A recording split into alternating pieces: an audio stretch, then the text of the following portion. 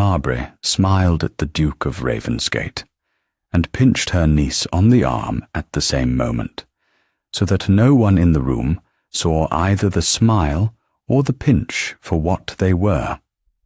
The smile was for the Duke, and it was warm. It was the smile of a hostess who has arranged the season's chief event and expects to be rewarded for it in a specific and public way. The pinch was for Diana, and it was small. It was delivered under the loose brown sleeve near the inside of the elbow, with the neat expertise of a hand that had been delivering it for 7 years. It meant more hot water, and quicker about it, and not a word to anyone on her way out of the room. Diana rose from the low tea tray without a sound and took the silver kettle. She curtsied to the general company as one curtsies to a wall, and she went. Nobody watched her go. That was, in fact, the whole design of the afternoon. She was, at 24, a slight woman in a rust-brown day gown that had been let down twice at the hem and refashioned once at the cuff. She had a pale, grave face and dark brows drawn fine over dark grey eyes. Her hair was pinned severely under a plain cap, in the manner of a woman 10 years older. Her hands were the first thing anyone would have noticed, who noticed hands at all. They were quick and clever and steady. They were, though nobody in that drawing-room could see it, the hands of a musician. She had not been allowed to play in 7 years. Instead, she had learned to pour tea for 200 callers a season without ever spilling a single drop. She was Diana Cranridge, and her mother had been the elder sister of the woman who had just pinched her. Her mother was dead. Her father was dead. Her means were, by law and by the settlement no one had shown her since she was 17, £180 a year for her whole life. She had not seen a shilling of it. She had, instead, seen the inside of Lady Marbury's linen cupboard and the inside of Lady Marbury's ledgers. She had seen the inside of the small back schoolroom where the youngest Marbury daughter had been taught her Latin by a girl who was not allowed to sit at the dinner table. She went down the back stair for hot water. The pinch would be a small red bruise under her sleeve by supper, and nobody would ever see it. That was the design of every pinch Lady Marbury had ever given her. The house was in Mount Street, tall and narrow, and elegant in a way that told the exact truth about its mistress. Everything in it was correct. Everything in it was for show. The gilt on the drawing-room ceiling was fresh. The paint on the servants' stair was peeling, and cook was paid 3 months late. The 3 Marbury daughters were dressed each season in the 3rd latest fashion, and it was well managed enough that nobody in Mayfair could have told the difference. Lady Marbury was Cosima, the widow of Sir Bertram Marbury. Sir Bertram had died within 4 years of the marriage, and left her 3 infant daughters, a moderate portion, and a name he had believed she would use gently. She had not used it gently. She had used it entirely to prepare her daughters for a marriage market she had failed to conquer herself. She had failed for one reason only. She had been the younger of 2 daughters, and her elder sister had been beautiful and quiet, and had married a scholar with no fortune whom she loved. Cosima had watched that marriage from the outside for 11 years. Then her sister had died in a bad winter, and the scholar 6 months after her, and Cosima had gone to the funeral in a fine black bonnet and had brought back the daughter. Diana had been 17 when she came into her aunt's house, in the black gown of a girl still mourning both parents. She had brought with her, in a small trunk, the only 3 books her father had refused to sell before he died. She had brought no jewels and no music, though her mother had taught her the pianoforte, because the pianoforte in the house at Ely had gone with the rest of the sale. She had brought, folded very small, a single piece of paper. It was a copy her father's clerk had made for her, in the last week of his life, of the crucial clause of her mother's marriage settlement. Her aunt had taken the piece of paper on the first evening. Cosima had said kindly enough that such papers should be kept safe. She had said she would keep it for Diana in her own escritoire, along with the original the executor had sent up. She had opened the escritoire and put both papers inside. She had turned the small brass key and said nothing more about the matter for 7 years. Diana had understood by the end of that first evening what her aunt had done. She had been the daughter of a scholar. She was not a fool. She had understood that the settlement provided her £180 a year, drawn on a trust her mother's uncle had set up. She had understood that if she asked her aunt for it, she would be turned out of the house within the day, and left to make her way as a governess, with no references. She had understood that her aunt would draw the money quietly, as ward's expenses. No one in the trust office would trouble to ask about an orphan girl in the care of a respectable widow in Mount Street. She had made her decision, in the cold, in the small back bedroom she was given at 17. She would stay. She would eat what she was given, and would earn her keep in whatever way was asked of her. She would keep the copy she had, because she was not sure her aunt knew it existed, folded very small, inside the cover of the smallest of the 3 books she had brought. She would wait. For what she was waiting, she could not have said. She had thought at first she was waiting for her aunt to die. Then she had noticed that her aunt was in vigorous health, and could be expected to live another 20 years. Then she had thought she was waiting for a friend, but her aunt allowed her few. Then she had thought she was waiting for a place, an offer of quiet employment, some small change she might turn to advantage. But her aunt intercepted every letter. In the end, she had stopped waiting for anything in particular, and had simply gone on. It is the plainest form of courage. Nobody notices it. Nobody thanks anyone for it. It is the whole way the world turns. Now she was 24. Now the youngest Mowbray daughter was nearly 19, and had, since last spring, been considered out. Now Cosima had all 3 daughters unmarried, and on her hands, and had begun to move. She had moved that spring by a specific and clever route. She had written to her late husband's second cousin, a woman she had not troubled to know for 20 years, who happened to have married very well. The second cousin was the Dowager Duchess of Ravensgate.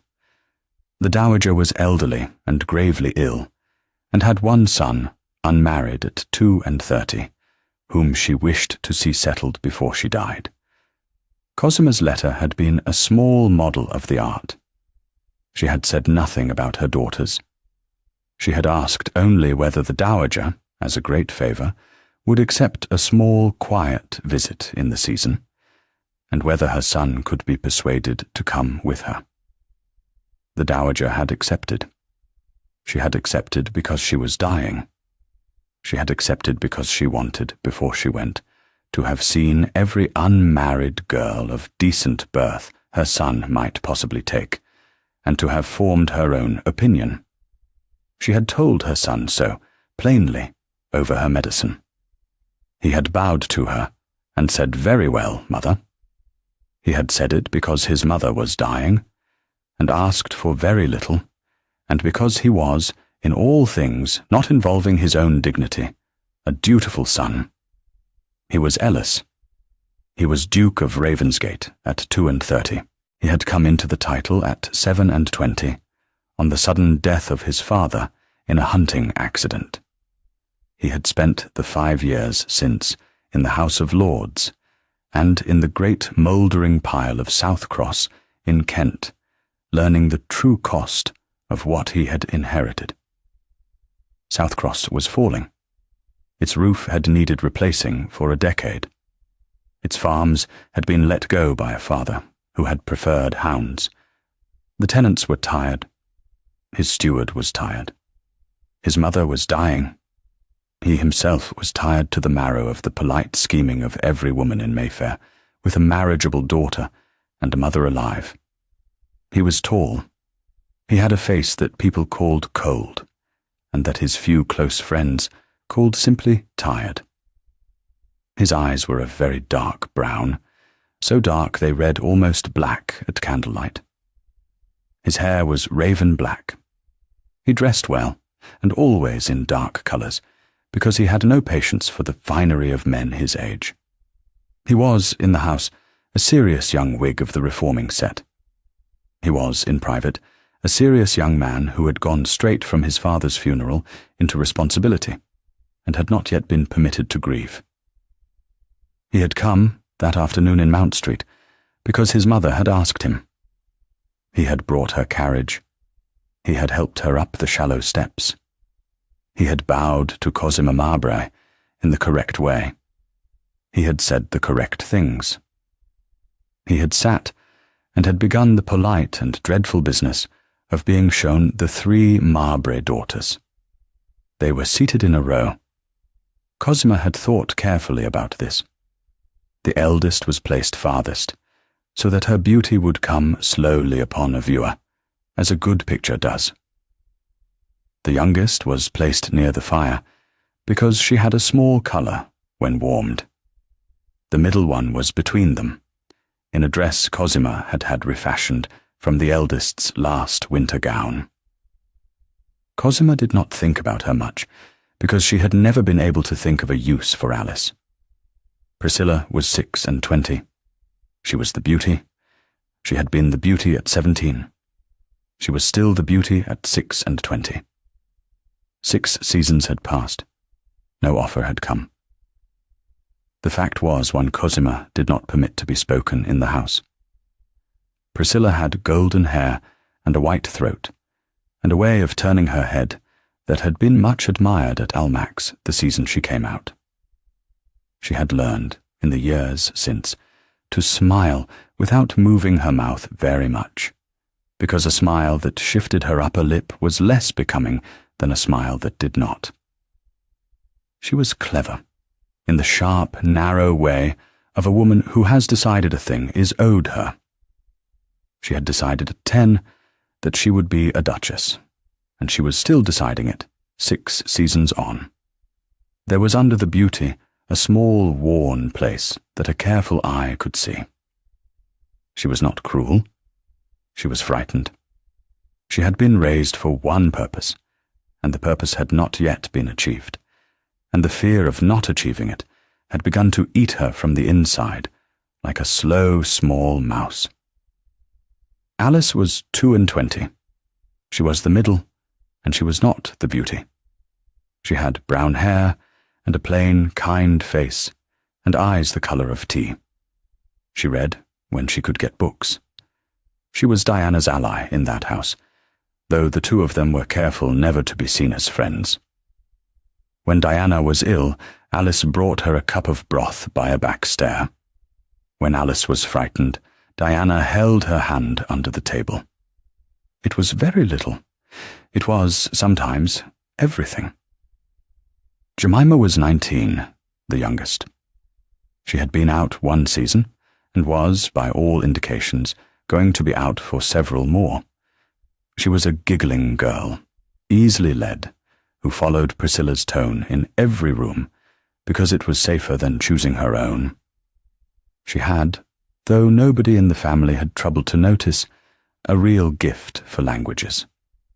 Diana had taught her Latin because Cosima had said Latin was useless for a girl and had refused to hire a master. Jemima now read Virgil in a small, quiet way in the schoolroom in the mornings. She had never told her mother. Into this arrangement, at 3 o'clock on a Tuesday in early May, the Duke of Ravensgate came. He sat opposite the row. He was offered tea and accepted it. And Cosima, who had arranged the seating with such thought, had arranged one other thing. She had ordered Diana to pour. Diana was set at a low tray by the wall, half turned from the company. She was to pour and hand cups to the footman, and go for hot water when Cosima signalled. She was to speak to no one. She was not to be introduced. She was, in the arrangement of the afternoon, the negative space against which the three daughters would show. She was there to be poor and plainly dressed and evidently a dependent, and a woman with an aunt as generous as Cosima Mowbray.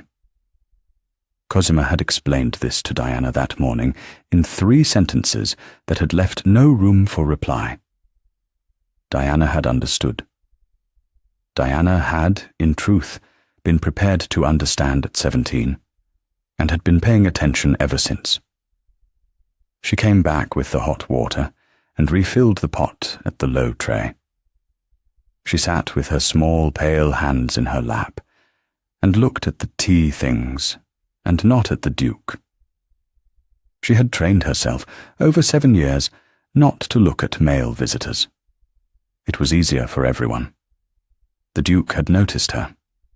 He had noticed her at the moment of the pinch. He had not seen the pinch itself. He had seen Diana's shoulder move a very small fraction, and had seen her face, briefly, quite still. He had watched her rise, and had watched the footman try to open the door for her and be waved off, because Cosima did not want anyone opening doors for the poorer. He had watched her go without a word. He had noticed something else too, though he could not yet have said what. He had noticed that the 3 young ladies, when they spoke as if they had been coached. Priscilla answered questions with sentences arranged as neatly as flower baskets. Jemima laughed at the ends of Priscilla's sentences. Alice looked at her lap. There was nothing wrong with any of it. There was also nothing in any of it that a serious man might build a life on. He answered the questions he was asked. He asked in return the polite ones. He was told by Cosima, at some length, of Priscilla's accomplishments. He was told of a screen Priscilla had painted, and a song Priscilla had learned, and a shawl Priscilla had knotted for a favourite cousin. He was told that Priscilla was much admired at Almack's. He nodded gravely. He turned to Alice and asked whether she read. Alice said softly that she did.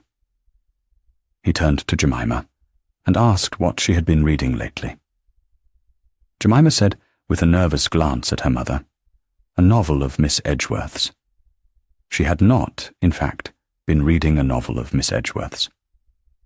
She had been reading Virgil in a corner of the schoolroom under Diana's finger. But she had learned early not to say so. Cosima was pleased with this. She thought it went as well as any first tea could be expected to go. She had not seen the Duke's face when Diana rose. She was, in the arrangement of her own drawing-room, entirely occupied with the front row. That was the design of the afternoon. It was also its flaw. The Duke stayed the full civil half-hour. He drank 2 cups and praised the tea briefly. He said nothing at all about the young ladies. He bowed to his mother and helped her to her feet. In the hall, as he waited for his cane, Diana passed once behind him with a tray. He turned his head very slightly, but did not speak. She did not look up. Then she was gone. In the carriage he was silent a long moment. His mother, who was accustomed to his silences, said nothing at all. At last he said quietly, "Not Priscilla." His mother said, "No." She said it exactly as one says no to a bolt of cloth one does not want. "Nor the youngest." "No. The middle one is a good girl." "She is." The dowager rearranged her rug over her thin knees. "She is not, however, the girl you need." He did not answer for some minutes. Then he said, "There is a niece, a dependent." His mother said nothing. "Pouring tea," he said, "in brown." The Dowager Duchess of Ravensgate turned her head at last and looked at her son. She was a small, worn, keen-eyed woman with the fine bones of a woman who has been beautiful a very long time ago. She said, "I know." "You saw her?" "I saw her when we came in the hall, straightening the flowers." She paused. "Her name is Cranridge." He nodded once and did not ask his mother how she knew. His mother had made a habit, in her illness, of learning the names of every young woman in every house she called at, so that when her son said one at last, she would already know something about her. It was a small piece of work she had done, silently, for a year. "Well," he said after a moment, "that is at least an afternoon not wasted." "Ellis," his mother's voice was very quiet, "do not raise her, and then set her down. Not that girl." "I do not raise anyone, mother." "You do," said his mother. "You cannot help it. It is your title. Take care." He inclined his head and did not answer. The carriage moved on down Mount Street in the fine afternoon light. Inside the tall, narrow house, Cosima Mowbray was already telling her eldest daughter that the Duke had come. She said it in the small, pleased voice of a woman who has laid her groundwork well. A second call would follow, and Priscilla was to be ready. Priscilla was pleased, Jemima was pleased for her, and Alice sat with her hands in her lap and said nothing. Upstairs, in the schoolroom at the top of the house, Diana Cranridge sat down at the plain desk, where she taught Jemima her Latin. She put her hand under her sleeve and pressed the small hot place near her elbow, and thought about nothing at all. She had learned, at 17, not to think about the Pinches. It was the only defense she had. She had been safe at the end of every afternoon, so long as she did not think about them, and she had been safe for 7 years. She did not know that afternoon, she had been seen. She would not have believed it if she had been told. The second call came 3 days later. It came under a small, polite pretext. The Duke had, he said, promised his mother that he would call again to ask after Lady Mowbray's health, which had been said, at the last call, to be a little indifferent. Cosima had not, in fact, said her health was indifferent. She had said her nerves were sometimes troubled. But she was not the woman to refuse the frame the Duke offered her. She was in the drawing-room within the quarter hour, in a new cap. Priscilla was in the drawing-room within the half hour, in a new gown. Jemima was in the corner, Alice was on the sofa, and Diana was upstairs, teaching Jemima's cast-off Latin lesson to the youngest child of the housekeeper, as she had done every second afternoon for 4 years. Cosima had thought this arrangement safe. The Duke had, after all, come to see her daughters, and would not think to ask after a niece. She had underestimated him, in the ordinary way that women who have never met a serious man underestimate serious men. The Duke had come, in fact, to observe Diana. He would not have said so. He would not, if pressed, have permitted himself to admit it. He had come, he told himself, to learn a little more of the household. He had come to see whether the arrangement of the drawing-room was as it had been, whether the tea was again poured by a poor relation in brown, whether the young ladies were seated in the same order. He had come, he told himself, to be thorough. He was shown up. He bowed and sat, and accepted his tea, this time from Priscilla's own hand. He said the correct things about Lady Marbury's health, and allowed Priscilla to talk. She talked well. She spoke of a lecture on antiquities she had lately attended, and of a small watercolour of a Roman ruin she had lately made. She did not, once, ask him a question of her own. His eye went, briefly, to the mantelpiece. There was a small volume there, half hidden behind a china dog. He said, "Are you a reader of Latin, Miss Marbury?" Priscilla was too well trained to falter. She said sweetly that she read a little. Very little. She could not, of course, read Virgil at sight. Nobody could. The Duke said mildly, "One of my sisters, when I was a boy, learned it very well from our mother. It is not, I have always thought, a language reserved to men." Priscilla smiled and said she quite agreed. But of course, she added lightly, there had not been the opportunity in her own girlhood to learn. Her governesses had been more concerned with the accomplishments.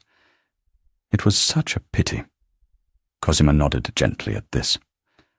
The Duke said nothing and glanced at Alice. Alice's cheeks were pink, and she was looking at her hands. He said casually, "And your other sister, Ma'am? The youngest? Does she read Latin?" Cosima laughed. It was the small laugh she used when she meant to close a subject. She said Jemima was a hopeless dawdler over any book at all. She had tried, she said, to have Jemima taught, but it had proved quite hopeless. She said this loudly enough for Jemima to hear, and Jemima looked at the carpet.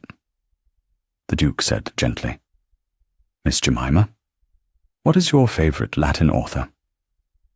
There was a small silence. Jemima's ears grew hot. She looked, with a quick sideways glance, at her mother's face, and then at the door. It was as if she were making a small calculation. Diana was upstairs and could not save her. Priscilla could not save her. Nobody could save her. She had, for the first time in her life, been asked a question directly by a duke.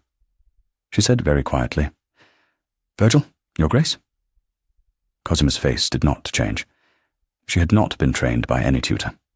She had been trained by her own long practice, and her own long practice held. The Duke said, Which book?" Jemima said, still very quietly. "The fourth of the Aeneid." "Sir?" She caught herself. "Your Grace." He inclined his head and said, "That is a difficult one." She looked at her lap and said nothing. He turned to Cosima with an expression of polite, mild surprise, and said, "Ma'am, I stand corrected. Your daughter is more accomplished than you allow." Cosima recovered, quickly.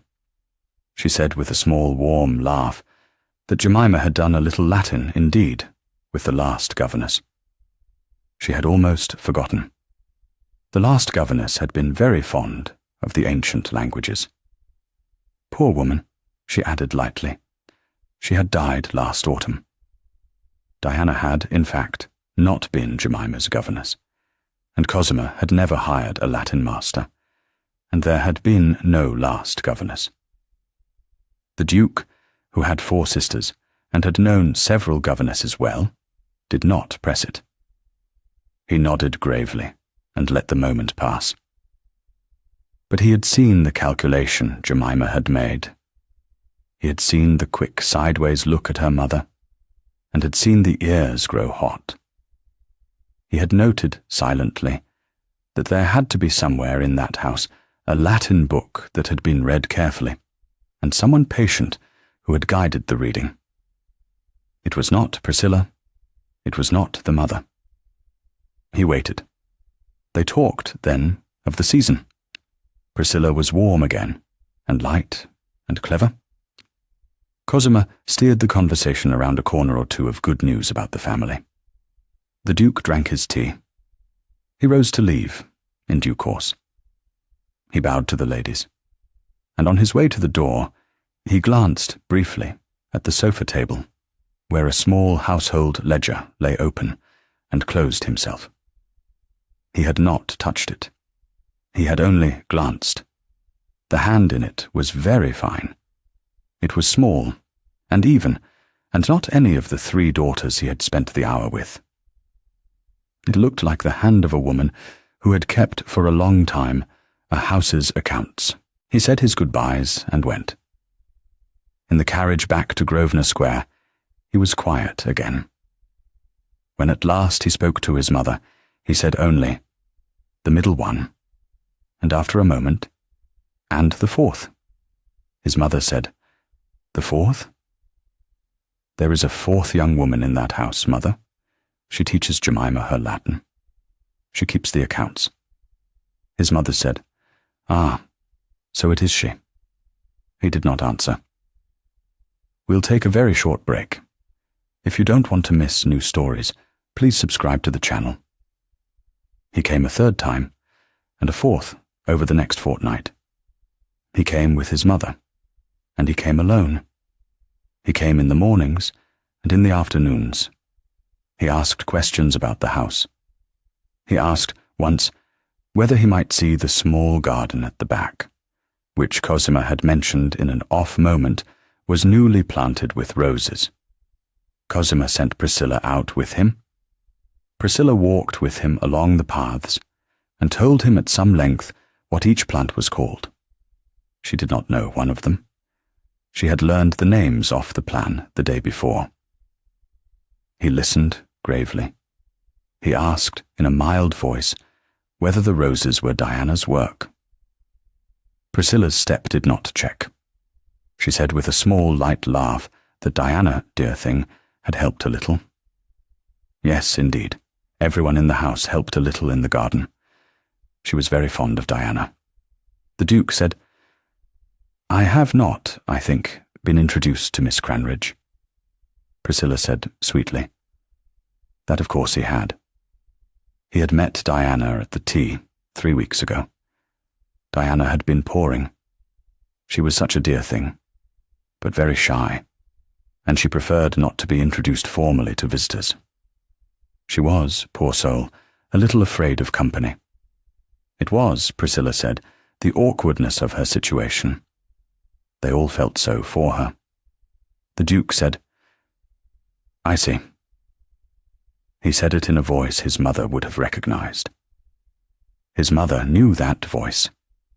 It was the voice her son used in the Lords, when a speaker had said a plain untruth in a fine sentence, and it was not yet time to say so. He did not press it, and did not, on that 3rd visit, insist on seeing Diana. He said his goodbyes to Cosima and to the sisters, and left. But that night, from Grosvenor Square, he wrote a small note in his own hand, and had it delivered at 8 in the morning, by a footman he trusted, to the Mount Street house. The note was addressed to Miss Cranridge, care of Lady Marbury, and it enclosed, inside its outer paper, a smaller note which was not to be given to Lady Marbury. The outer note said, courteously, that His Grace the Duke of Ravensgate hoped to have the pleasure of being introduced to Miss Cranridge at his next call, if her aunt could be persuaded to make the introduction. It was a polite public letter. Cosima read it, of course, over Diana's shoulder, and smiled her small hostess smile. She said, without any warmth, that Diana would have to be introduced. There was nothing to be done for it. But she was, of course, to say very little, and to say nothing whatever of the house or of her position. The inner note said, in a smaller hand, "If you can walk in the garden tomorrow, at 10:30, I will be there. Come with the spaniel and a book." Say nothing of this to anyone." E.R. Diana read it 3 times over the plain deal table in the schoolroom. The footman who had brought it was long gone, and nobody had seen her open the inner paper. She sat with it in her hand, and understood, quickly and coldly, that she now had a choice she had not asked for. She could burn it. If she burned it, nothing would change, and she would go on. In 3 weeks or a month, when it was plain the Duke did not intend Priscilla, Cosima would turn her rage inward on the household, and Diana would take the brunt of it for the summer. She had taken worse summers. She would take another. Or she could go into the garden at 10:30 in the morning with the spaniel and a book. She could speak to the Duke of Ravensgate. She could give him whatever it was he wanted from her. When Cosima discovered it, as Cosima certainly would, she would be turned out of the house within the day, with no reference, and, formally, no money. She had, folded very small inside the book of Ovid that her father had given her, one piece of paper she had never shown anyone. But she was not sure that piece of paper would be enough. She was not sure it would even be believed. She sat a long time in the schoolroom with the note in her hand. She thought very clearly of what she had actually been waiting for these 7 years. She had been waiting for this. She had not known she was waiting for this, or for anything at all. But when she picked the note up, she had felt, along the whole line of her spine, the small distinct movement of a decision she had made a long time ago, and had never permitted herself to look at. She put the outer note in the sewing basket for Cosima to find later, and put the inner note into the fire, and watched it go. She got up and went downstairs, and said to Cosima, in her plain voice, that she meant to take the spaniel into the garden in the morning for exercise. Cosima did not look up from her writing. She said without warmth that she might. At 10:30, Diana went out with the spaniel, the small volume of Ovid under her arm. She had put on the same brown gown. She had not changed anything, and had not tried to be pretty. She had gone out looking exactly as she had looked at the tea. She had done this on purpose, because she had thought about it, and had decided that if the Duke of Ravensgate wished to speak with her, he would speak to the person she was. He would not speak to a woman she had dressed up to be for him. She was too tired for that, and had, in her way, too much pride. He was in the garden at the far end, by the small brick wall where the roses did not do well. He was in a plain dark coat, and had no hat. He was standing with his hands behind his back, looking at the wall as though he were reading it. He did not turn when she came up. He said, "Miss Cranridge." She said, "Your Grace." He said, "Will you walk?" She said, "I have 5 minutes." He said, "Then we will walk 5 minutes." He put himself on her right, at the correct polite distance. The spaniel went ahead of them, sniffing. Diana carried the Ovid. He said very quietly, "I have asked to speak to you plainly. Is that agreeable?" She said, "Yes." He said, "I know that you keep the accounts in that house. I know that you have taught the youngest sister her Latin, and that you were not at the tea allowed to sit." She said nothing. He said, "I know also that I have no right to ask you any question I am about to ask, but if you are willing to answer, I would be grateful." She looked at her hands on the little book. She said, "Ask." He said, "Are you kept in that house against your will?" She thought a long moment. Then she said, "No." He nodded once. She said, and this was the harder thing to say, "I stay because I have nowhere better to go, and because my aunt has papers that belong to me, and that I cannot get out of her without a solicitor." He did not turn his head. He kept walking at her pace. He said, "What sort of papers?" She said, "My mother's marriage settlement. There is a small annuity in it, of £180 a year. That is mine. My aunt has been drawing it for 7 years, and has never given me a shilling of it. She holds the original document. I have a copy of the crucial clause, but only a copy. My father's clerk made it for me the week before he died." He walked another dozen paces before he spoke. He said, "That is a serious thing to say, Miss Cranbridge." She said, "I know it. It is why I have never said it to anyone." He said, "Do you say it to me because you wish me to act on it?" She stopped walking. The spaniel came back and looked at her. She said, "I do not know why I say it to you. I have said it to no one for 7 years. Perhaps I am tired, and perhaps you are the first person who has asked." He was quiet a long moment. Then he said, "May I keep what you have just told me?" She said, "I would rather you did not tell my aunt." He said, "I will not tell your aunt. I will tell my mother. My mother has a very good solicitor, and I would like, with your permission, to place that man at your disposal, quietly, at no cost to you. He will do nothing without your word." Diana looked, for the first time, straight at him. His dark eyes were not cold. They were tired, in exactly the way she was tired, and steady. He was not smiling. She had begun, very cautiously, to trust him. She said, "You may." He nodded once. He said, "Thank you." She said, "Your Grace, may I ask you a question?" He said, "Please." She said, "Why did you come today?" He was quiet, and looked again at the wall. He said at last, "Because I have called on many houses this season, and yours is the first one in which I have seen a person I would trust to keep me sane."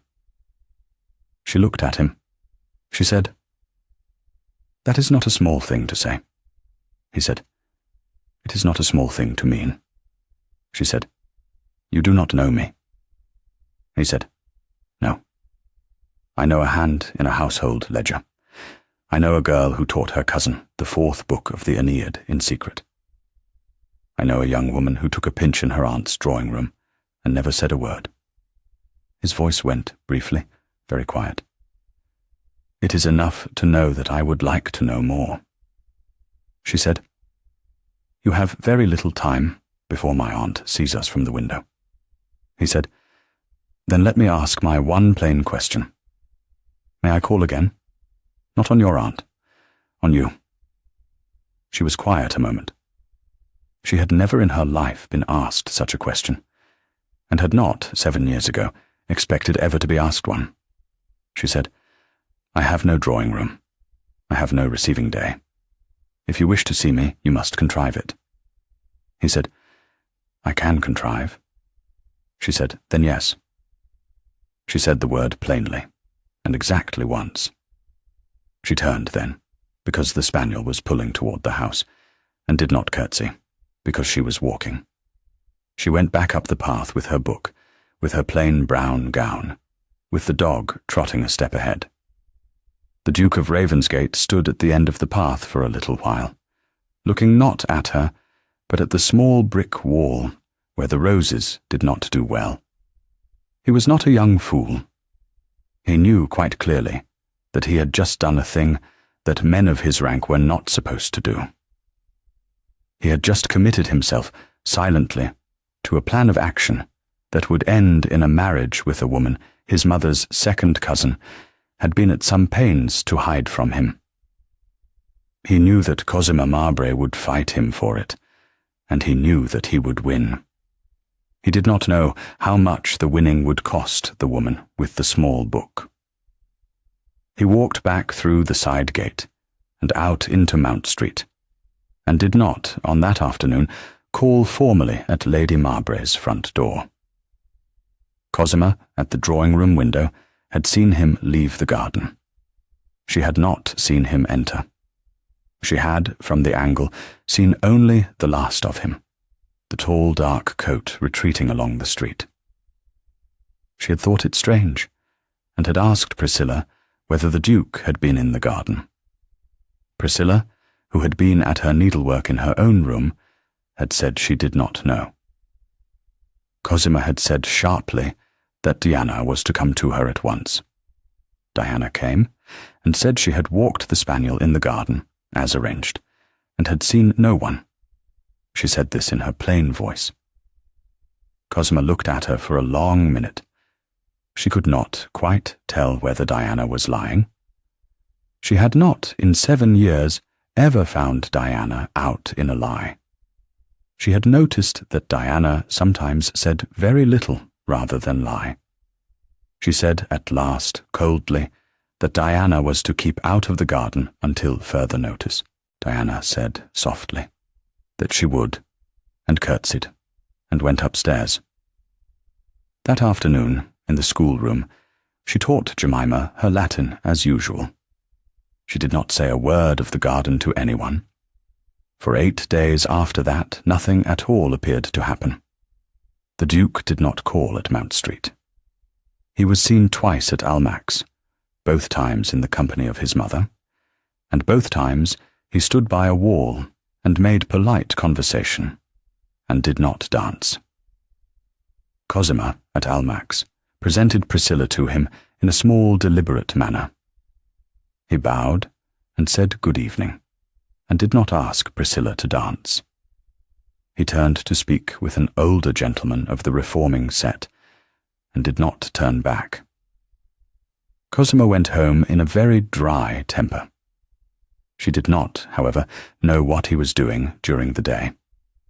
He was, during those days, with his mother's solicitor, Mr. Paget, in a small quiet office in Lincoln's Inn Fields. Mr. Paget was a spare, pale man of 55, with a mouth like a dry seal. He had served the Ravensgate family for 28 years, and had never in his life smiled at a lie. He listened gravely to what the Duke told him. He asked, when the Duke had finished, whether he might send the boy round to the trust office at Chancery Lane for a copy of the settlement. The Duke said he might. The boy went, and the boy came back. By the 2nd day of the 8th, Mr. Paget had it all in his small office. He had a certified copy of the entire marriage settlement of Diana Cranridge's late mother. He had a schedule of the annuity payments, made every quarter for the last 7 years to the estate of the ward. The payments had been drawn by Lady Marbury as trustee de facto, and not one had ever been receipted by the ward at all. Mr. Paget looked at the schedule for a long time. Then he said to the Duke, in his dry voice, that it was a very tidy piece of fraud, and one they should be able to unwind. He said he would prepare a summons in Chancery, in the ordinary form, and place it before a master, who would require Lady Marbury to produce the original document. He said the ward, if she wished, should attend, and that he did not, in any case, propose to move without her word. The Duke said, "You will have her word this week."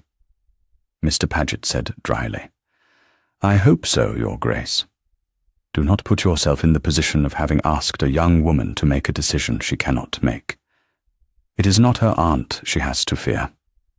It is what is done in her name without her asking." The Duke said, "You are right." He rose. "I will bring her to you myself." He went that evening to his mother's house in Grosvenor Square, and sat by her bed. She was worse. She had been worse for a fortnight, and her breath had grown loud and thin in the small hours. She had refused, that afternoon, to see the doctor. She had said she wished to see her son. She said when he came in, "Have you spoken with her?" He said, "Yes, in the garden, 8 days ago." She said, "And?" He said, "There is something you should know, Mother. Her aunt has been drawing her mother's annuity for 7 years. She has never given her a shilling. The Dowager Duchess of Ravensgate closed her eyes for a long moment. She said, "That woman." He said, "Paget is preparing a summons. I will bring the girl to him this week. He would like her word before he moves. You said once that I should not raise her and set her down. I do not intend to set her down. I intend to marry her." His mother opened her eyes. There was, in them, a light he had not seen for a year. She said, "Have you asked her?" He said, "Not yet. She has too little just now. I will not ask her to accept me before she has her own name in her own hand. It is not my proposal she needs first. It is her paper," his mother said very softly. "Ellis, you are a fine man," he said quietly. "I am your son."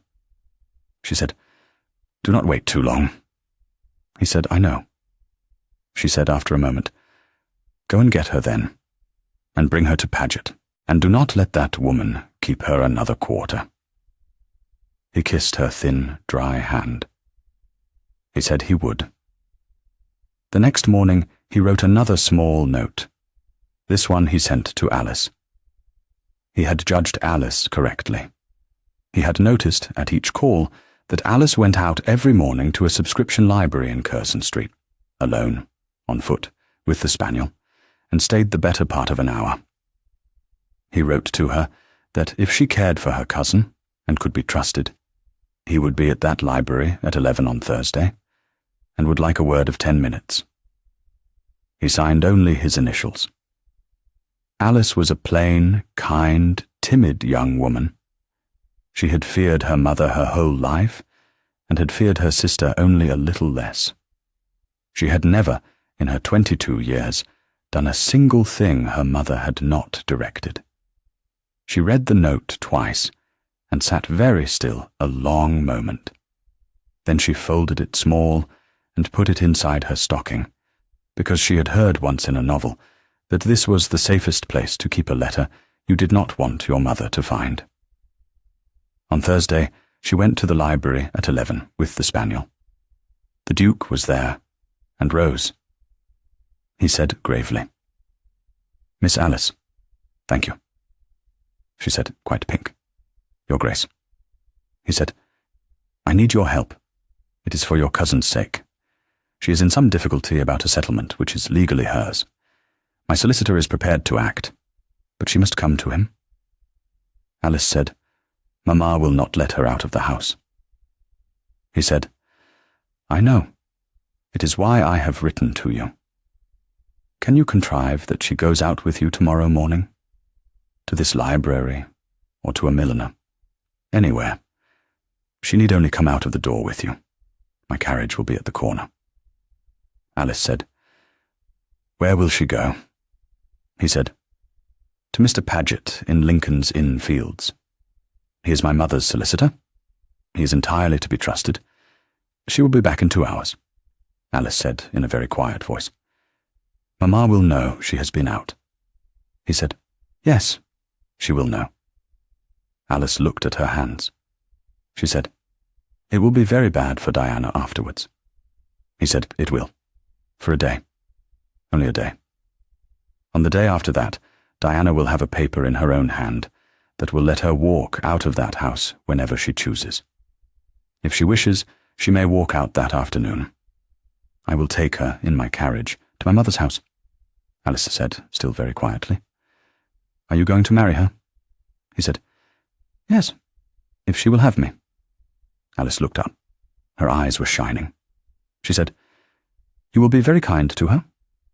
He said, "I will." She said, "Then I will do it." She did it. She did it the next morning, before breakfast, in an ordinary way that raised no suspicion. She simply said to her mother, over the breakfast table, that she needed a new pair of gloves, and would go out to the shops with Diana at 9.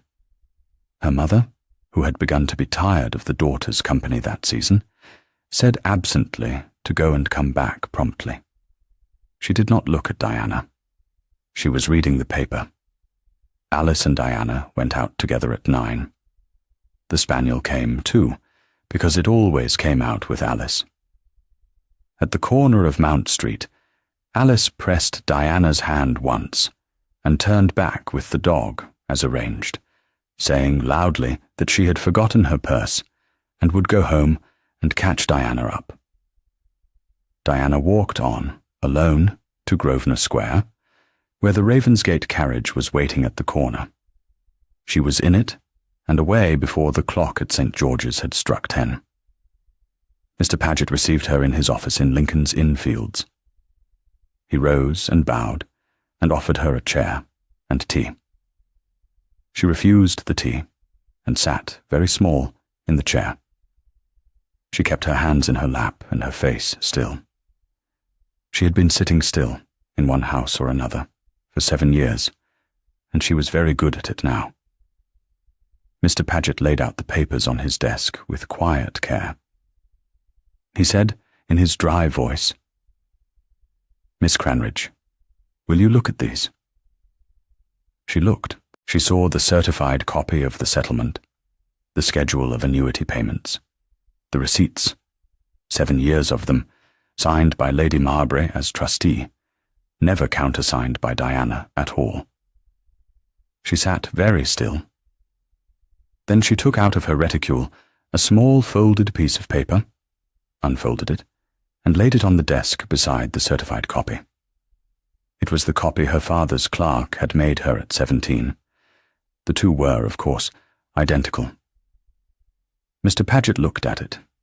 He said, in a voice a little less dry than before, "You have carried this, Miss Cranridge, for 7 years." She said, "Yes." He said, "Why did you never bring it forward?" She said, "I did not know who to bring it to, and I did not know that anyone would believe me above my aunt." Mr. Paget bowed his head briefly. He said, "There is at least one person now who believes you above your aunt. Do you wish me to act?" She said, "Yes." He said, "You understand that once the summons is served, you cannot remain under her roof." She said, "Yes." He said, "Where will you go?" She said, "I have not yet thought." He said, "You may go this afternoon to the Duchess Dowager's house in Grosvenor Square. She has been apprised. A room has been prepared." Diana was quiet. She looked at her hands. She said, "The Dowager is very ill." Mr. Paget said, "She is. She has, I think, been waiting to have you safe under her roof before she permits herself to be as ill as she is." Diana did not answer for a long moment. Then she said, "I will go." He said, "Then that is settled." He rose and bowed. He said he would prepare the summons this very afternoon and would place it before a master by the end of the week. He said he did not, in fact, think it would go so far. He said Lady Marbury, when the summons was served upon her, would very likely settle privately, to avoid the notoriety, and would produce the papers under some polite excuse. He said if she did not, they would go to a master, and they would win. He said this in the voice of a man who had won such cases, and did not enjoy the winning. The Duke was in the carriage at the door, and rose when Diana came out. He handed her in. He did not speak until they had drawn away from the curb. Then he said, "Miss Cranridge, would you be very frightened if I asked you to come with me now to my mother's house?" She said, "Not frightened, tired." He said, "You may sleep in the carriage. It is not 5 minutes." She said, "I did not mean the carriage." He said, "I know what you meant." She sat quietly with her hands in her lap. She said at last, "I have not been in a great house since I was 17. He said, "You will not be a guest at mine. You will be my mother's guest. And she is not a woman who lets a guest be tired for long." They came to Grosvenor Square. The house was quiet. The steps were swept. The butler received Diana at the door as though she were a member of the family who had been expected for some months. He took her cloak and said her Grace was in her sitting room and had asked whether Miss Cranridge would come up. Diana went up. She went up the stair like a woman walking into a room she had dreamed of once. The Duke did not go up with her. He waited in the hall. He had judged correctly that his mother wished to see the girl alone. The Dowager was in a great chair by the fire, wrapped in a fine woolen shawl. She was smaller and thinner than she had been at the tea. Her breath was quick, but her eyes were bright. She held out her hand and said, "Come here." Diana went and knelt beside the chair without being asked. It was, in her, a movement of the body older than any thought. It was what she had learned to do in her own mother's last months, in the smaller house, in the smaller room, when there was only the two of them, and the world was very quiet. The Dowager took her hand and held it. She said, "My dear." Diana did not answer. The Dowager said, "You have been in that house too long." Diana said, "Yes." The Dowager said, "You will not go back." Diana said, "I do not think I can." The Dowager said, "You will not need to." She looked at Diana's face a long moment. She said, "My son has told me he means to marry you. Do you know this?" Diana said, "He has said as much." The Dowager said, "And what have you said?" Diana said very softly, "That I have no drawing room in which to be asked." The Dowager laughed once, a small, dry cough of a laugh. She said, "You will have one soon enough. My dear, listen to me. You do not have to say yes to him this week. You do not have to say yes to him this month. He will wait. He is not a man in a hurry. But I would like, before I die, to have seen my son sit down at his own dinner table with a wife who will feed him and hold his hand and tell him when he is wrong. And I would like to have known that the woman I chose was the one he chose too. Do you understand?" Diana said, "Yes." The Dowager said, "Go and sleep. There is a room. Betsy will bring you tea in an hour. When you are rested, you will come and read to me. I have been meaning all winter to read Cowper again, and I have quite forgotten who Cowper was." Diana said, "You have not forgotten, ma'am." The Dowager said, "No, but it pleases me that a young woman knows he is not forgotten. Go." Diana kissed the thin hand and went. The Duke in the hall did not ask her anything. He said, "Betsy will show you your room. There is a bell if you need anything. I will not trouble you today." She said, "Thank you," and went upstairs. Back at Mount Street at 11:30, the note from Mr. Paget was delivered to Lady Mowbray by a boy of the House of Lincoln's Inn. Cosima read it in the drawing-room. She read it once and read it twice. She rang the bell so violently the bell rope came away from the plaster. She called for Diana. There was no Diana. She called for Alice. Alice came, quite pale, and said that Diana had been called away to the house of a family friend, and had not, so far as Alice knew, meant to be back before evening. Alice's cheeks were bright with the lie. Cosima looked at her once, understood immediately, and struck Alice across the face with the flat of her hand. Alice put her hand to her cheek. She did not cry. She said very quietly, "You should not have done that, Mamma." Cosima said, low and quick, "You have helped her." Alice said, "Yes."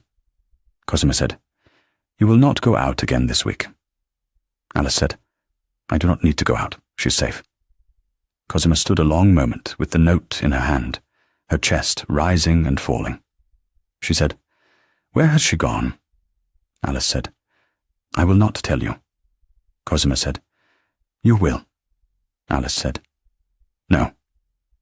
Priscilla had come in during this exchange. She had heard the last of it. She stood in the doorway with a very white face. She said, in a small, careful voice that was not quite steady, "Mama, Mama, what has happened?" Cosima turned. She said, in her drawing-room voice, "It is nothing that need concern you, my dear. A small piece of family business. Go up to your room."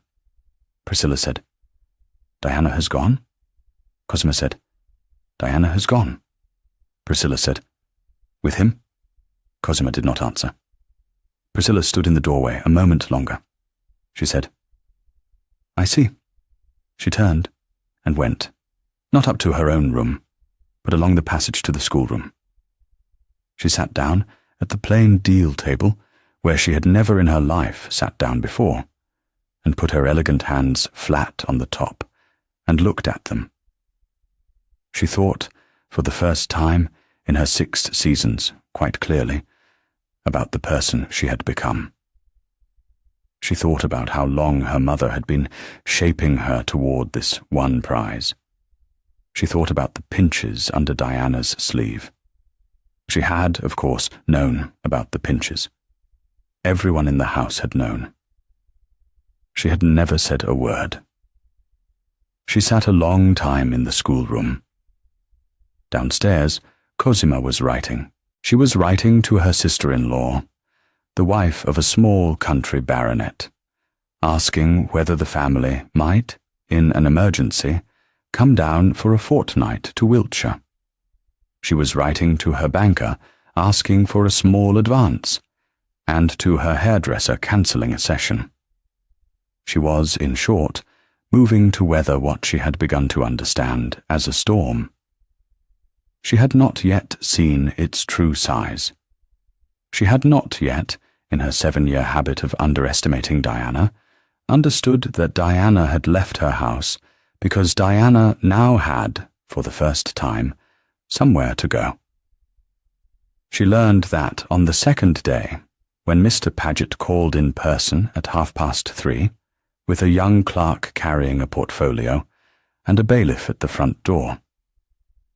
He said, in his dry, courteous voice, that he had come to serve a summons upon Lady Marbury in the matter of the trust estate of one Diana Cranridge, spinster, of Mount Street.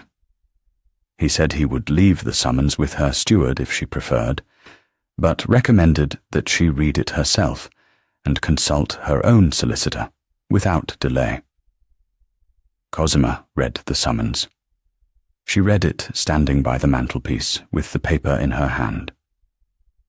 She read the schedule of payments, the affidavit of the certified copy from Chancery Lane, and the names of 2 witnesses to the copy her father's clerk had made her niece at 17.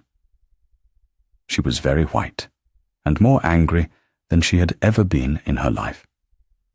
She said in her drawing-room voice, "There has been a great misunderstanding, Mr. Paget."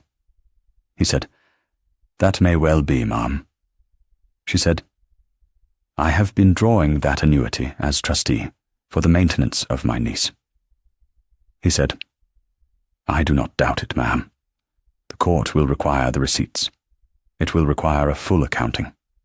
It will, I think, ask why the ward, being of age some 3 years, has never signed a single receipt of her own." Cosima said, "She has been ill." Mr. Paget said, "Ah," Cosima said, "she has been of a delicate mind. I have not wished to trouble her with business." Mr. Paget said, "That is a great pity, and a great expense to spare her." He inclined his head. He said he would leave the papers, and that the hearing was set for that day fortnight. He said he did not, in fact, believe it would come to a hearing. He said if Lady Marbury wished to save the family embarrassment, she had only to do 3 things. She had to produce the original settlement. She had to deposit the 7 years' arrears into an account in the ward's own name. She had to provide such account of her stewardship as her own solicitor advised. He said this would, in his opinion, be an accommodation the ward's advisers would accept, and that the ward would in that case not press for costs. Cosima said, in a voice she had not used since her early widowhood. "And who advises the ward, Mr. Paget?" He said, "I do, ma'am." She said, "And at whose expense?" He said, "At mine." She said, "That is a very handsome charity, Mr. Paget." He said, "It is not charity, ma'am." He bowed and left, and the bailiff went with him. Cosima stood in the drawing-room with the summons in her hand for a very long time. She did not cry. She had not cried in 20 years. She thought. She was clever. She was, in her narrow, terrible way, one of the cleverest women in Mayfair. She understood quickly that her position was not defensible on the merits. She understood also that her position had one remaining strength, and she held it in her hand. The summons had told her a great deal. It had not, however, told her that Diana was already at the dowager's house. It had left her, on that count, room to guess. And she guessed correctly. She sent a note that afternoon by a chair, hand-delivered, to the Countess of Larkfield in Berkeley Square. The Countess of Larkfield was the Duke's aunt. She was Bathsheba's youngest sister. She was giving, that Saturday, the largest ball of the season, a ball to which every Whig of consequence and every hostess who cared to be seen would come. The invitation to Cosima and her 3 daughters had gone out 3 months before, in the ordinary run of Cosima's second-tier acquaintance. The Countess would not, at this hour, have retracted an invitation without cause. Cosima's note was a small, careful piece of work. It regretted, in the gentlest terms, that Miss Cranridge, a niece of hers who had been residing with the family, had recently been the subject of a small and unhappy misunderstanding. Cosima wished, out of pure charity, to reassure the Countess that any awkwardness at the ball would be handled by the family with the greatest discretion. She hoped only that the Countess would understand. It was a small acid sentence, intended to be shown. It was Cosima at her best, and at her worst. The Countess of Larkfield read it. She was a small, brisk woman, with her sister's eyes, and none of her sister's illness. She had, that morning, received a note from the Duke Ellis, her nephew, informing her that he would be bringing Miss Cranridge to the ball as her own guest, and asking her to receive Miss Cranridge in her own carriage. She read Cosima's note twice, and turned it over. She said mildly to her secretary, "So the woman means to make a scene." The secretary, who had been the Countess's secretary for a decade, said mildly back, "Yes, my lady." The Countess said, "Well, let her." She sent no answer to the note. She sent, that afternoon, her own carriage to the Duchess Dowager's house in Grosvenor Square, with word that on Saturday evening the carriage would call for the Dowager's guest, Miss Cranridge, at 9:30. Diana received the message in the small, quiet library where she had been reading to the Dowager, and looked at it a long time. She had been at Grosvenor Square 8 days. She had slept, at first, 12 hours at a stretch, and had eaten as she had not eaten in 7 years. She had sat several times each day by the Dowager's chair, and had read her Cowper, and had listened to her stories of the old Queen's court, and had kept her thin, cold hand warm under her own.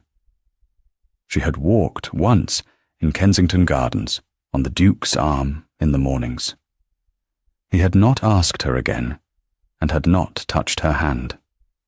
He had only walked with her, and shown her the ducks, and told her about his tenants at South Cross. She had begun to see, in his careful reticence, exactly what kind of man he was. He was a man who did not want to press. He would wait for her forever, if she asked him to. She would not ask him to. She had also learned, from the Countess's secretary that afternoon, that Cosima had sent her acid little note, and understood at once what Cosima meant to do at the ball. She said quietly to the Countess's secretary, "Please tell her ladyship I will come." She went that evening to sit with the Dowager. She said, "Ma'am, Lady Marbury means, at the ball, to name me publicly." The Dowager said, "Yes, she would." Diana said, "May I answer her, if she does?" The Dowager said, "You are your own woman now, my dear. You may answer her as your own woman." Diana said, "I would rather not shame her." The Dowager said, "You will not need to. She will do the shaming herself. You will only need to be very plain." Diana said, "I will try." The Dowager said, "You will succeed. You are, my dear, a good deal better at plain speaking than my son, which is fortunate. He's going to need someone to do it for him in the house." Diana said, "Ma'am?" The Dowager said, "Yes?" Diana said, "If at the ball he asks me again, I will say yes." The Dowager was quiet. Then she said, "Good." Diana kissed her hand. The night of the ball came. The Countess's house in Berkeley Square blazed with candles. The rooms upstairs were opened out into one another. The band was in the gallery. The staircase was hung with early roses. There were 300 guests, 4 dukes besides the host, half the cabinet, 2 royal cousins, and a poet the Countess had lately taken up. There were also, at 10:30, Lady Marbury and her 3 daughters, in 3 new gowns. They arrived in the second carriage they had ever hired for the season. Their own coachman had been let go the week before to save the household. Cosima was very calm. She had prepared her stroke. She had not seen Diana yet. She looked quickly along the rooms and did not see Diana. She began to think with a small, sharp relief that perhaps the Duke had not brought Diana after all. Perhaps he had thought better of it and had left her at Grosvenor Square. Perhaps the whole scandal could yet be closed off, quietly, on terms she could bear. Then the crowd in the door of the second drawing-room parted briefly, and she saw Diana on the arm of the Countess of Larkfield. Diana was in a plain gown of very fine grey silk. It fitted her exactly. Her dark hair was dressed simply, without ornament.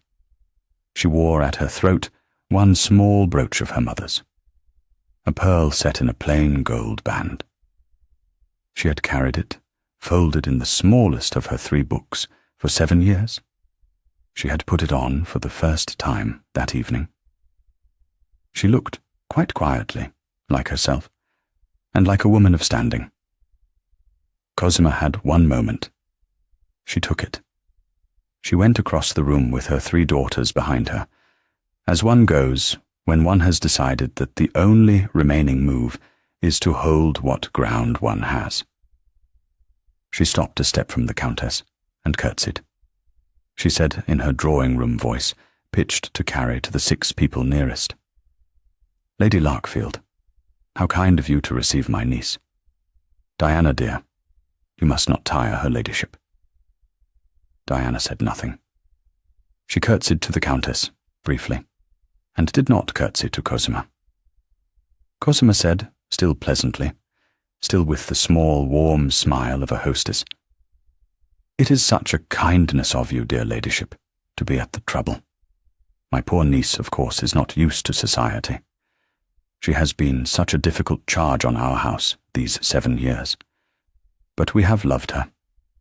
Her voice raised slightly. "We have loved her as one of our own." The room around them was, by now, very quiet. A silence had opened, and everyone within 20 feet was watching. Diana looked at Cosima, without heat, without pity, without love. She said in her plain voice, that was not raised at all, but that everyone in the small silence heard, "You have not loved me, ma'am." Cosima's smile did not move. She said, still warmly, "Diana, my dear, You are overwrought. Diana said, I am not overwrought. I am telling the truth. You have not loved me. You have drawn my mother's annuity of £180 a year for 7 years, and you have never given me a shilling of it. You have held the settlement papers which are mine. You have withheld from me my own name and my own means. You may say what you like of me to the room. It is not I who will be shamed by it. It is you. Priscilla, at her mother's shoulder, made a small movement. It was not much. It was the sort of movement a woman makes when she has heard, for the first time in a long time, a thing said plainly, and has recognized it as true. Priscilla did not step back from her mother. She stood in exactly the place she had been. But she did not touch Cosima's sleeve, and did not close the ranks. She stood one small step aside, and Cosima felt it in the room like a change of temperature. Alice was already at Diana's side. Cosima said, in a voice a little less sure, a voice with a small, hard tremor in it that she could not quite keep out, You forget yourself, Diana. Diana said, No, ma'am. For the first time in 7 years, I am remembering myself. The Countess of Larkfield, who had heard every word, inclined her head. She said in her small, cool voice, Lady Marbury, my rooms are open to you and to your daughters this evening, as they have been all season. I would suggest, however, that we speak no further of Miss Cranridge's private business in the passage of a ball. Diana, my dear, come. She took Diana's arm and turned her toward the ballroom. Cosima was left standing in the doorway of the drawing-room with her 3 daughters behind her. She stood very still. She did not, in that moment, cry. She would not, in this house, in this century, ever cry. But she understood, quite clearly, that she had lost. The Duke came through the crowd, not quickly, but at his own quiet pace. He bowed to the Countess, and bowed to Diana. He said, in a voice pitched so that only Diana and the Countess heard him, Miss Cranridge, may I have a word in the small blue room? Diana said, Yes, Your Grace. He offered her his arm, and she took it. She had never in her life taken a man's arm at a ball. Her hand did not tremble. She had done a harder thing in the last 5 minutes than she would ever be asked to do again in her life. They went together, across the ballroom, in front of 600 eyes. Nobody in the room now failed to notice her. The band was still playing. The dancing had not stopped, quite, but had thinned.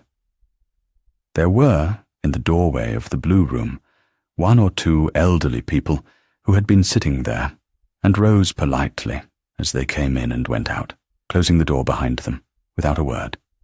They were alone. He said, Miss Cranridge. She said, Your Grace.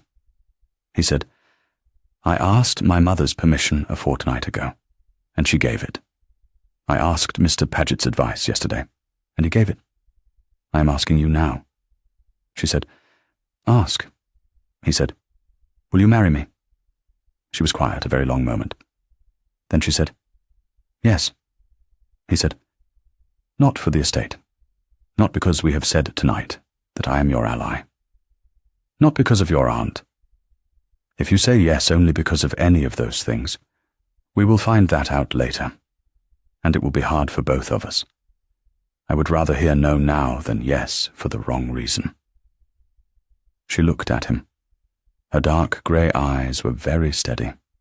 She said, I would not have said yes for any of those things. I said yes because you are a serious man, and because you asked me plainly, and because for 8 days I have watched you not press me. That and one other thing. He said, What? She said, You have not once asked me to be different from what I was in the garden. You have not brought me a fashionable gown. You have not asked me to sing. You have not asked me to walk with your friends. You have asked me only to sit by your mother, and to read to her, and to think. I have not been asked to think by anyone in 7 years. He said quietly. You will have to think a great deal if you marry me. She said, I would like to. He said, then it is done. He did not take her hand. He bowed to her, formally, and said, Miss Cranridge, thank you. She curtsied.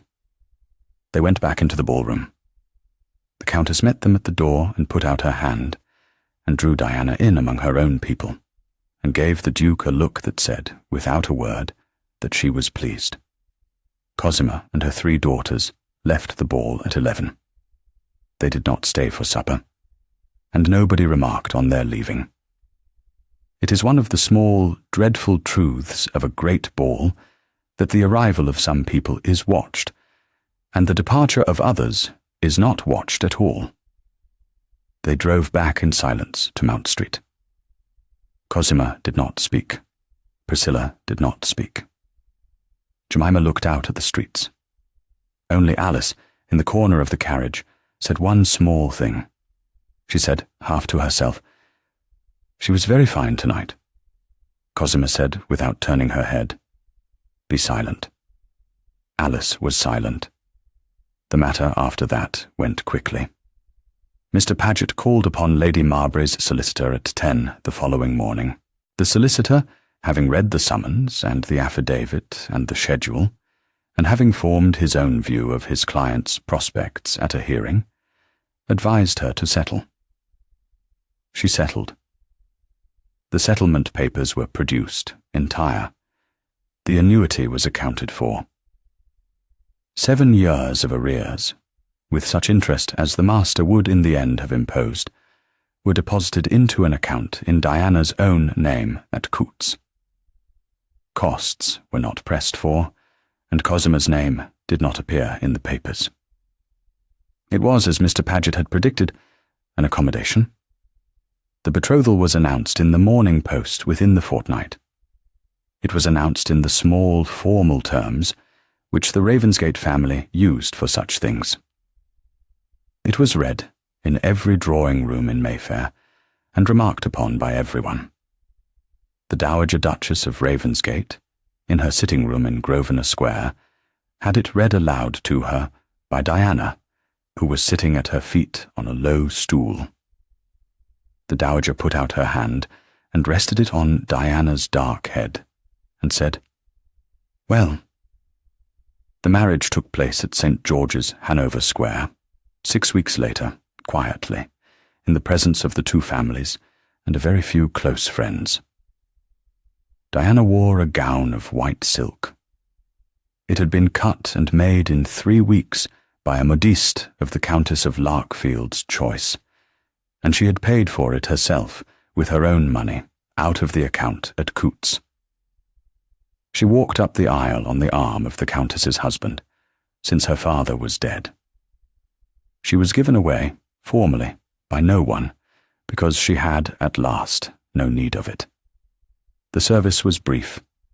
She said her vows in her plain, steady voice. The Duke said his in a voice a little rougher than his usual. The Dowager, though very ill, insisted on coming.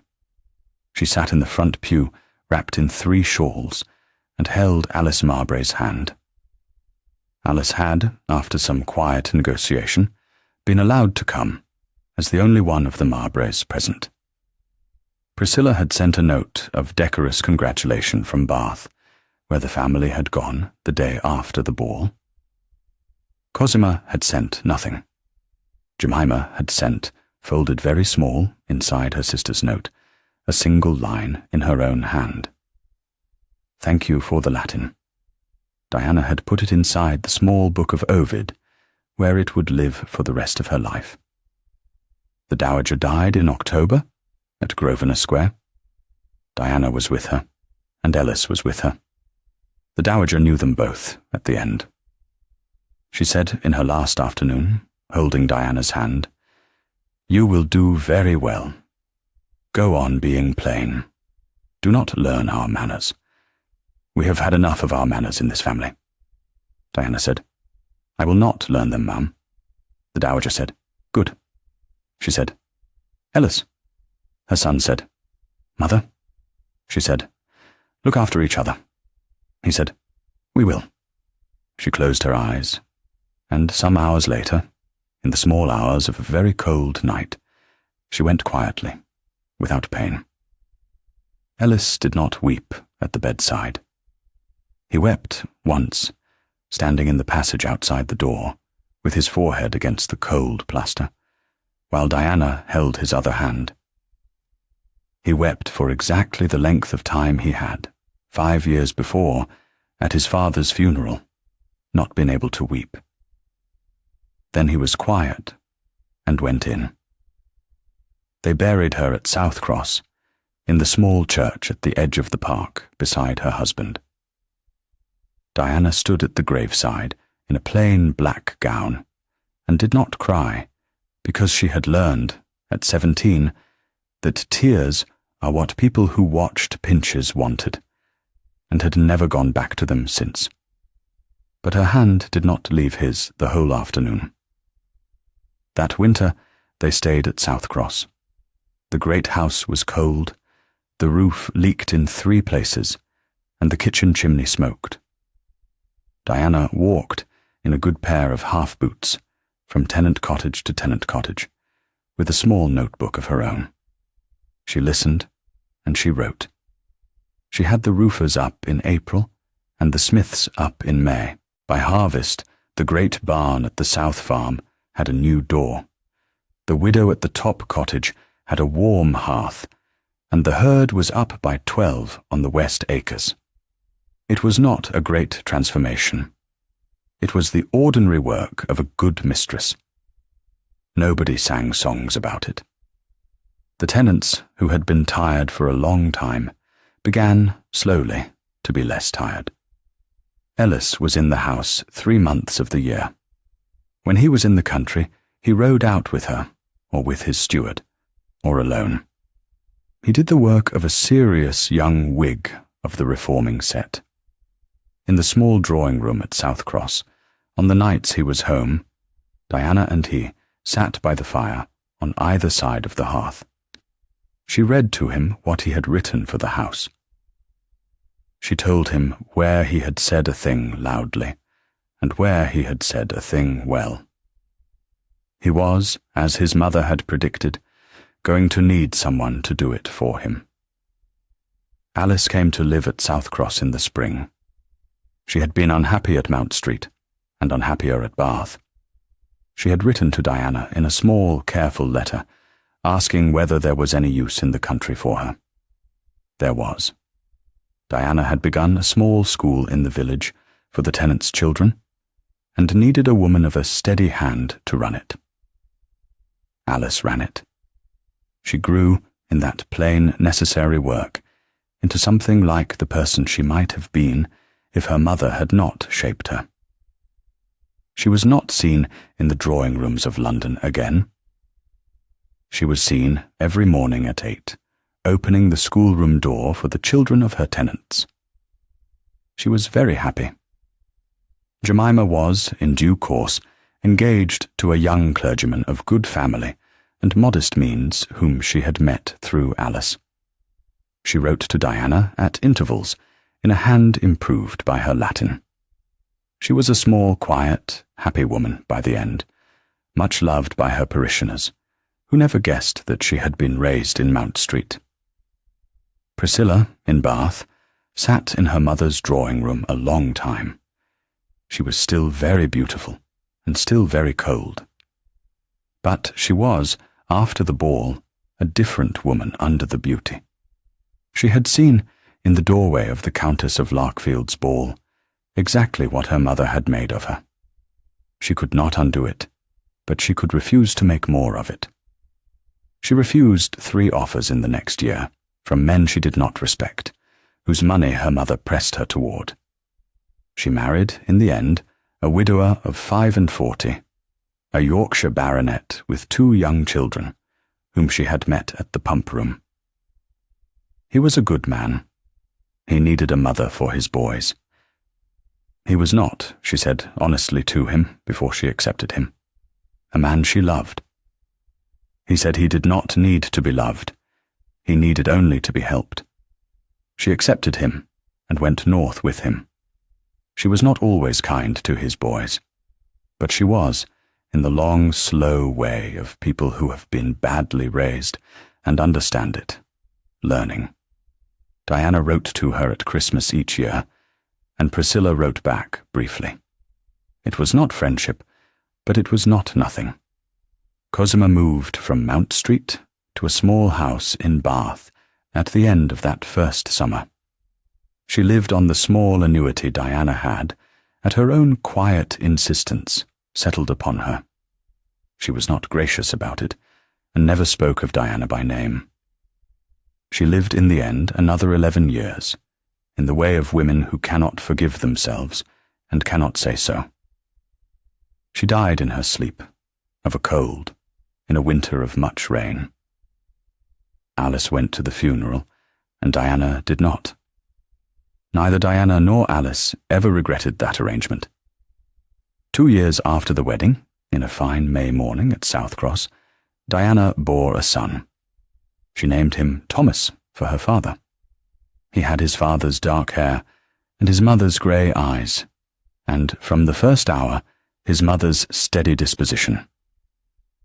He was baptized in the small church by the park, where his grandmother was buried.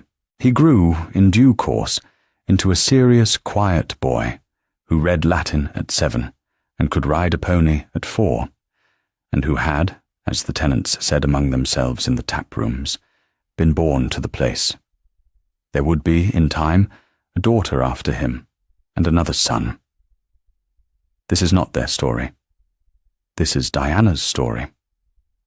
It ends here, in the late summer of her 27th year, in the small parlour at South Cross that she had refitted herself at 7 in the evening, with the light going honey on the west wall.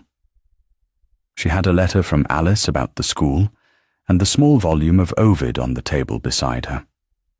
She had, at the throat of her plain grey gown, her mother's pearl. She had, on her arm, no mark at all. She had been at South Cross long enough that when she rolled up her sleeves in the kitchen, the marks had faded, and had gone away, and had not come back. She heard him in the hall, coming with the baby in his arms. She heard him say to the baby, in his quiet voice, something she did not catch. Then she heard the baby laugh once, and then again, the small, round, unbelieving laugh of a very small person who has just discovered that laughing is a thing you can do. She rose, but did not go to the door. She stood in the middle of her own parlour, in her own house, in her own name, and waited. He came in and put the baby into her arms. He did not smile with his mouth. He smiled, as he had learned to smile in the 8 days at Grosvenor Square, with the small, quiet corners of his dark eyes. He said, "Diana?" She said, "Ellis." There was no pinch. There would not be, ever again, a pinch. And there had not been, since the afternoon in the garden, a single smile in that great old family that meant something other than what it looked like.